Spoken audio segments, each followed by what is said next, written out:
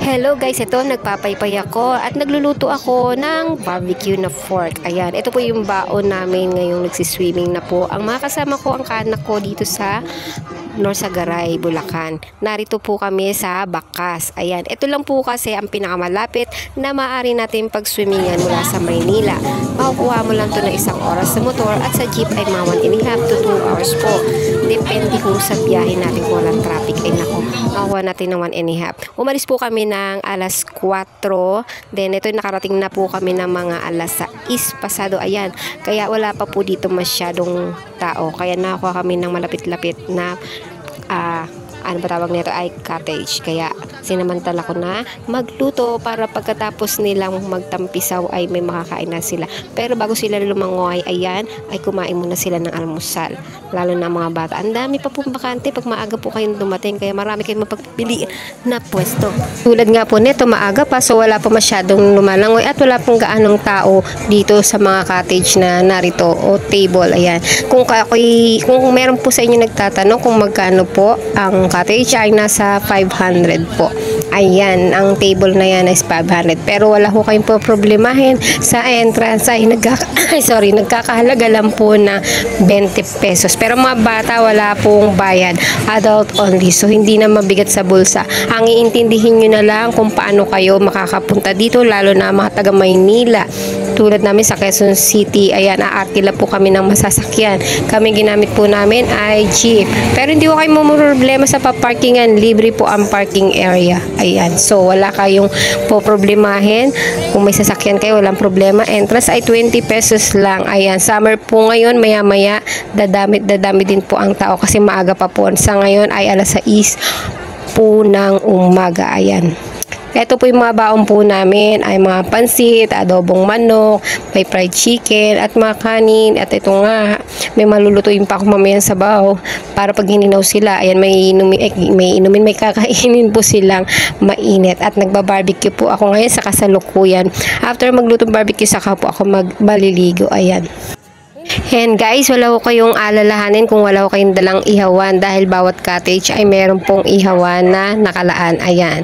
Kaya anytime pwede ko kayong mag-ihaw dito at magluto kung sakali may dala kayong isda o anumang gusto nyo ihawin. At maaari naman din kayo magdala ng butane gas if just in case na gusto nyo dito po magluto para fresh at mainit pa ang inyong mga baon. Ayan, dito ay tuloy-tuloy lang po natin tanawin ng mga nag-enjoy maligo. Enjoy lang po natin. Napakaganda ho ng paligid at napakalinaw ng tubig. Yun nga lang, syempre ilog, mabato. Ano pa ba? Asahan nyo sa ilog, diba? Sa dagat, syempre mabuhangin. Kaya ang mga bata ay nagsasalbabida para hindi madalas silang nakatapak sa bato. Ito, nakaupo na lang. Ayan, pwede naman kayong mahiga at ubod lamig ng tubig. Parang umaalon sa ilalim nito dahil yung daloy nga, running water nga po, tipo ba? Sige, enjoy lang po nila ng mga bata. At nako, enjoy nyo po yung nasa paligid. Napakaganda ho ng paligid na hindi natin natatanaw sa Kamaynilaan. Ito lang po kasi malapit nating mapapasyalan at mapapaliguan. Halina guys, tayo magtampisaw at mag-enjoy sa paliligo sa gitna ng tag-init. Ito na nga guys, lumusong na po ako at maya-maya umahon at pinapasyal ko na po kayo sa paligid nito. Ayan, habang nilalamig pa ako. Maya-maya na lang ako lulusong.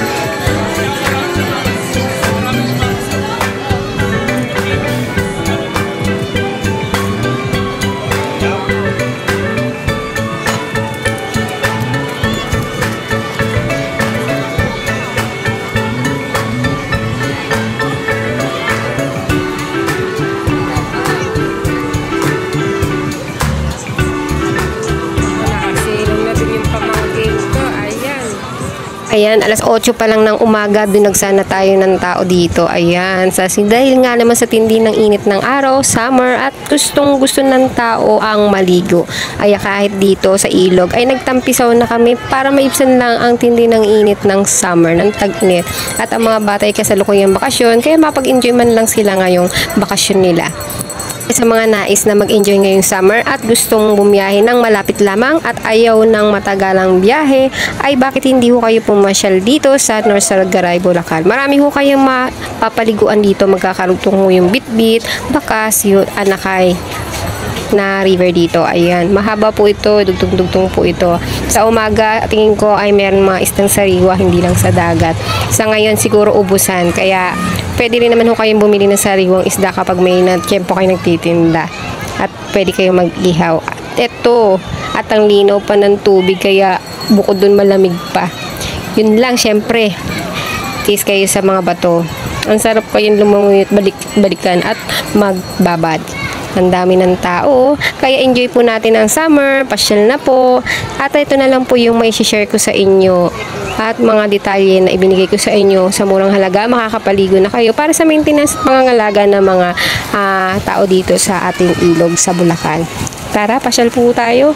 Pasyal na po kayo. Andito na nga po pala ako.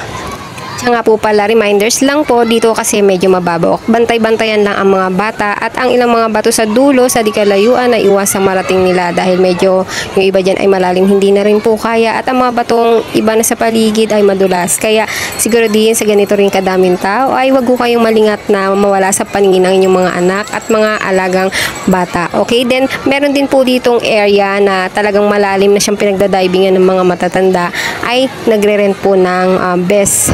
Meron po silang ganun para sa pag-iingat at maiwasan ng aksidente, para humapangalagaan din nila ang mga turistang pupunta dito, tulad doon natin mga dumadayot na liligo, para na rin sa kaligtasan ng lahat.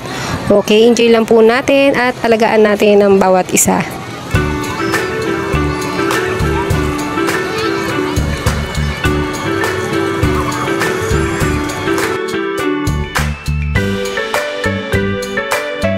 And guys, pet friendly po dito. Pwede po tayo magdala ng ating mga alagang fur baby. Ayan, pero hindi sila inaalaw na maligo. Ayan, para makapasyal din at wala akong maiwan sa bahay, pwede naman po silang dalhin. Hanggang dito na lang po. Sana mag-enjoy po kayo sa aking mga video. Huwag po kayong magsawa sa uulitin. Paalam, bye-bye! Please, paki-like and share at mag-subscribe na rin po kayo and pin ang bell button para notify po kayo sa mga bagong video i-upload ko.